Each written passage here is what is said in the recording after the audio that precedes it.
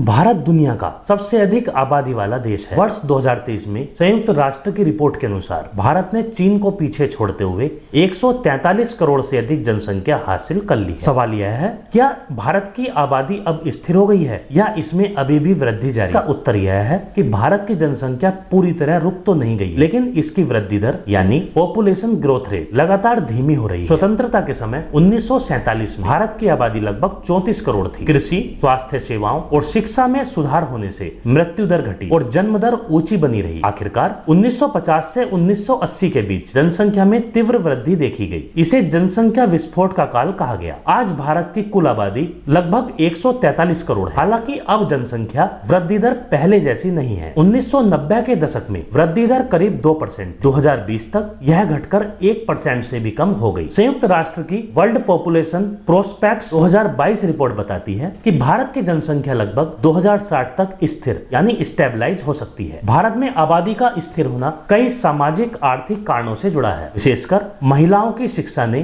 परिवार नियोजन के प्रति जागरूकता बढ़ाई है। महानगरों में रहने वाले लोग छोटे परिवारों को प्राथमिकता देते हैं। शिक्षा मृत्यु दर कम होने से बड़े परिवार की आवश्यकता कम हुई। परिवार नियोजन कार्यक्रम, जनसंख्या नियंत्रण नीतियां, नसबंदी अभियान आदि ने योगदान दिया। अब अधिकतर दंपत्ति 2 बच्चों को ही आदर्श मानते हैं। भारत का कुल प्रजनन दर यानी टोटल फर्टिलिटी रेट TFR 2% तक पहुंच गया है, जो रिप्लेसमेंट लेवल 2.1 के बहुत करीब। दक्षिण भारत और कई राज्यों में TFR पहले से ही 2 से नीचे आ चुका है। बिहार, उत्तर प्रदेश, मध्य प्रदेश जैसे कुछ राज्यों में अभी भी TFR अपेक्षाकृत अधिक है, लेकिन वहां भी कमी हो रही है। विशेषज्ञ मानते हैं कि अगले 20 से 25 वर्षों में भारत की आबादी चरम यानी पीक पर पहुंचकर धीरे धीरे स्थिर हो जाएगी। जनसंख्या वृद्धि रुकने की दिशा में प्रगति के बावजूद भारत को कुछ चुनौतियों का सामना करना पड़ रहा है। जैसे भारत में 65% से अधिक लोग 35 वर्ष से कम आयु के हैं। शिक्षा, रोजगार और स्वास्थ्य पर इसका दबाव बढ़ रहा है। दक्षिण और उत्तर भारत में जनसंख्या वृद्धि की दर में बड़ा अंतर है। आने वाले दशकों में जब वृद्धि दर और घटेगी तो बुजुर्गों की संख्या तेजी से बढ़ेगी। पेंशन, स्वास्थ्य